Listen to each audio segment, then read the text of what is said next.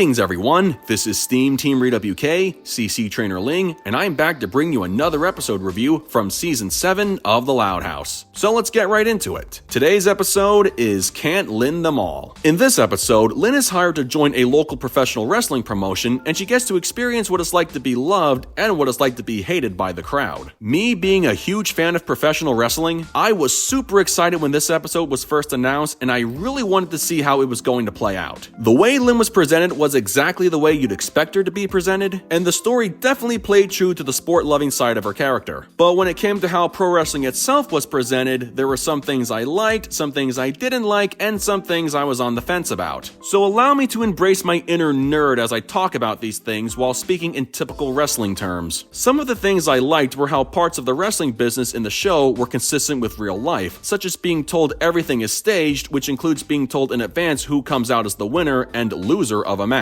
Some other aspects included how an in-ring character must have believability and can sometimes be a reflection of their real-life persona, and how your character is going to evoke a certain reaction from the crowd based on how they're booked in their matches. All of that is demonstrated through Lynn's wrestling character, the Brawl Monitor. She's told in advance that she's going to get booked as a babyface and score victories over a few heels. In turn, the crowd cheered every time she won as she continued getting over as a new up-and-coming in-ring hero. However, things got interesting when she decided to go off script and change the ending to a match she was told in advance she was going to lose. She refused to put over a fan favorite and wanted to beat a beloved babyface. In this case, Tippy the Cow during the Dairyland Slow season. The fans started booing her because of what she did, and she came off as a heel as a result. That's when the company promoter, Bella Big Bucks, decided to fully turn Lynn heel in order to make her into a bigger star. As expected, she began to score victories over a few babyfaces, and she got booed every time as she continued to get over as a new up-and-coming in-ring villain. Just as a quick side note regarding all the wrestlers seen in this episode, the most I'll say is they were all very gimmicky. I have mixed feelings about them since most modern day wrestlers are not presented as incredibly silly, although there are some exceptions. Still, I appreciated the joke the episode was going for. Believe me, having an outlandish gimmick in pro wrestling is nothing new, especially if you remember classic superstars from the 1980s. Another thing that left me a little conflicted would be the many intergender matchups with 14-year-old Lynn competing against guys who look to be in their late 20s or early to mid 30s. On the one hand, I guess it shows how lenient and progressive this wrestling company is when it comes to booking men versus women, and how Lynn has the kind of strength to take on people much bigger than her. Tessa Blanchard is a prime example of how to carry oneself in a male versus female wrestling match. But on the other hand, I not only questioned why Lynn never wrestled anyone within her own age range, but I also kept wondering why she only competed against 2 female wrestlers and the rest of her opponents were all guys. Before anyone says anything, no, I do not count Tippy the Cow as a female wrestler because most of the time you can hear a man's voice whenever you see the costume. Anyway, this is where I transition into talking about other pro wrestling concepts depicted in the episode and how poorly they were handled. In the beginning, Lynn jumped into the ring during a match in progress and laid the smackdown on another wrestler and nothing happened. She wasn't chased down by security and the match didn't end in a disqualification. Then we see how wrestling matches are booked, and although I had to suspend my disbelief for the most part, there were things to these matches my inner wrestling fan could not ignore. Not only does it appear that all matches are booked with no rules and anyone can do and use pretty much anything to win, insert ECW chance here, but never once is there a referee to call for the beginning and the ending of a match. Hell, no one even knows how to defeat their opponent the right way, and here's what I mean by that. In a standard wrestling match, one person hits their opponent with their finishing move, they cover their opponent and pin both of their shoulders to the mat while the referee performs a 3 count. In this episode, there is no standard wrestling format because Lynn just beats everyone by any means necessary and the match simply ends without a referee saying it's over. The only thing that comes close to a standard pinfall ending is during Lynn's match with a wrestler dressed like Santa Claus when she's flat on her back and the big guy falls into the cover and the match immediately ends without a 3 count. Maybe I'm being way too analytical about this, but with me being a wrestling fan, not seeing a consistent bell-to-bell format did not sit right with me. Perhaps one of the stupidest parts of the episode would be how everyone Lynn interacted with in public started legitimately hating and disrespecting her after she adopted her new heel wrestling persona. I can understand what the writers were going for because Lynn continued to wear her wrestling attire and gave the impression of trying to maintain the art of kayfabe. However, she wasn't even playing her wrestling character in either of those scenes and she was just trying to be her regular everyday self. I'm wondering if she would have gotten the same amount of disrespect had she been walking around in her regular clothes. Had that been the case, everyone going after her would have been extremely uncalled for. But But honestly, it shouldn't have mattered what she was wearing outside the ring because everyone she met legitimately hated her and they were using her wrestling persona as the basis for their hate. Either these people took their passion for hating heel wrestlers too far, or they seriously do not understand the difference between a staged production and real life. I seriously do not blame Lynn for wanting to get out of the business because her experience was being ruined by the kind of toxic fans who think everything and everyone in wrestling is real. So that's when she tried to deliberately do the job to a guy dressed as Santa even though the latter was booked to lose. Since neither one of them wanted to win a match that was being broadcast on worldwide TV, they instead started beating themselves up. However, Lynn eventually managed to trip Santa off his feet and have him fall on top of her, giving him the victory he wasn't expected to get. In the end, Lynn tells off the promoter by saying she's done with the wrestling business and legitimately walks out, throwing away her singlet in the process. So does that mean Lynn left the arena?